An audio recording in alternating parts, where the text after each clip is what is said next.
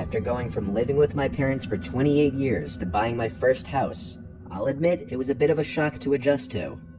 This was July of 2022, so very recently that I moved in.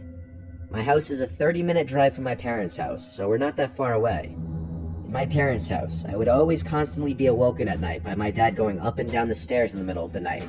He's basically a chronic insomniac, and constantly has to get water or go to the bathroom throughout the night. So having my own place would finally mean peace and quiet. But that doesn't mean my dad didn't pass down his inferior sleeping abilities to me, because I'm a very light sleeper too.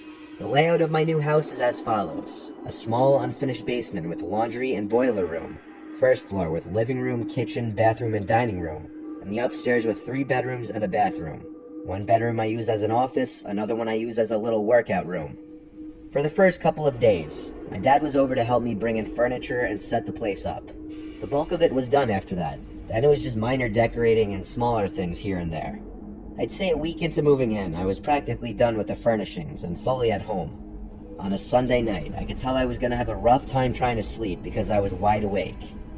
I took a melatonin and a sleeping pill to help, and within an hour, I was out like a baby. Usually when I take these, I sleep through the night without waking up.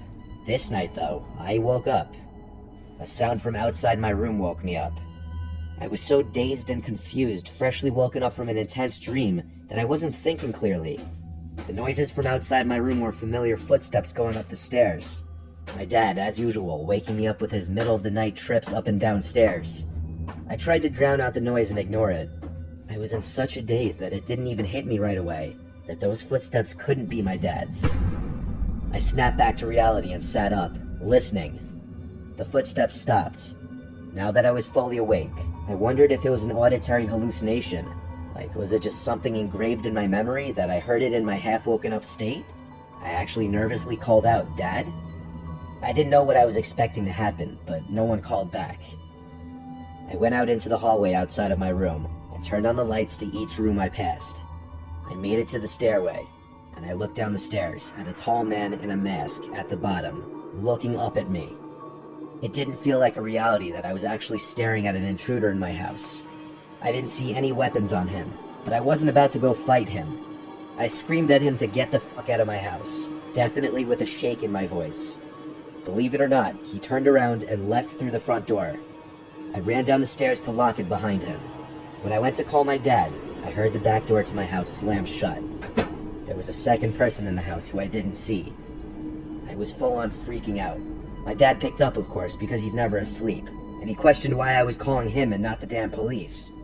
He told me to hurry, so I called the police, and the operator asked me a million questions while I waited.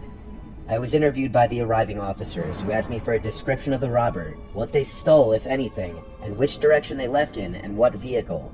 Unfortunately, I didn't think to watch them leave, so I couldn't even answer what direction they went.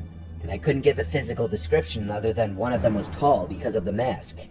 It didn't actually seem like they stole anything, but I didn't have anything of real value on display on the first floor. The method of entry was a kitchen window, just big enough to climb through. Experiencing a home invasion is something you always hear about on the news, but never assume it would actually happen to you, much less right after you move into your first house. I wish I could have been more help to the police in identifying them. Now, I sleep with a knife next to my bed.